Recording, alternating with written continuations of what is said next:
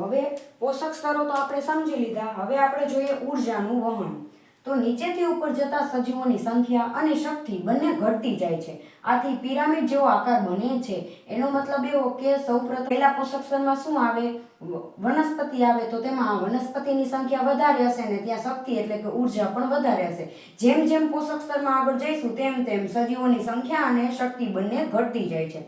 સૌપ્રથમ જોઈએ તો લીલી વનસ્પતિ પ્રાપ્ત સૌર ઉર્જાના લગભગ 1% ભાગનું પર્ણ દ્વારા શોષણ કરીને ખાદ્ય ઉર્જામાં રૂપાંતરણ કરે છે। એટલે કે જ્યારે પણ પૃથ્વી ઉપર સૂર્યપ્રકાશ હોય ત્યારે લીલી વનસ્પતિ પોતાનો ખોરાક જાતે બનાવવા માટે પ્રકાશ ઉર્જાનું શોષણ કરે છે અને 1% ઉર્જાનું જ શોષણ કરે છે। તેમાંથી ઉર્જાનું વહન એક સ્તરમાંથી બીજા સ્તરમાં જાય ત્યારે ઉર્જાનો વ્યય થાય છે। હવે લીલી વનસ્પતિને કોઈ તૃણાહારી પ્રાણીએ ખાધું ત્યારે 1% માંથી જ 1% જે ઉર્જા પ્રાપ્ત કરેલી છે તેમાંથી માત્ર 10% ઉર્જા જ તે આગળના સ્તરમાં પહોંચે છે। એટલે કે લીલી વનસ્પતિમાંથી 10% ઉર્જા જ જે તૃણાહારી પ્રાણીઓ હોય તેમાં આગળ વધે છે। તો પ્રાપ્ત ઉર્જાના માત્ર 10% ઉર્જા તેના આગળના સ્તરમાં જાય છે। હવે તમને એમ થાય કે 10% જ આગળના પોષક સ્તરમાં ઉર્જા ટ્રાન્સફર થાય છે, બરોબર?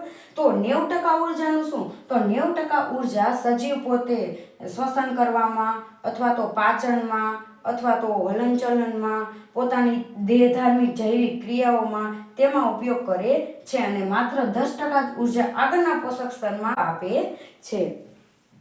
જેટલી ઉર્જા પર તૃણાહારીમાં હશે તેના માત્ર 10% જ ઉર્જા આગળના સ્તરમાં એટલે કે માંસાહારીમાં જશે અને તેમાંથી માત્ર 10% ઉર્જા ઉચ્ચ માંસાહારીમાં જશે। એટલે જેમ જેમ આગળ જતા જઈએ પોષક સ્તરમાં તેમ તેમ ઉર્જા ઘટતી જાય છે। હવે સંખ્યા તો નીચે ઉત્પાદકની સંખ્યા સૌથી વધારે હશે અને ઉપર જતા સંખ્યા ઘટતી જશે। ઉત્પાદકની સંખ્યા સૌથી વધારે, જ્યારે ઉચ્ચ માંસાહારીની સંખ્યા આપણે કેવી હોય તો કેવી થશે? ઓછી થતી જશે। શક્તિ નીચે સૌથી વધારે હશે શક્તિ, જ્યારે ઉપર જતા જતા તે ઉર્જા ઘટતી જાય છે।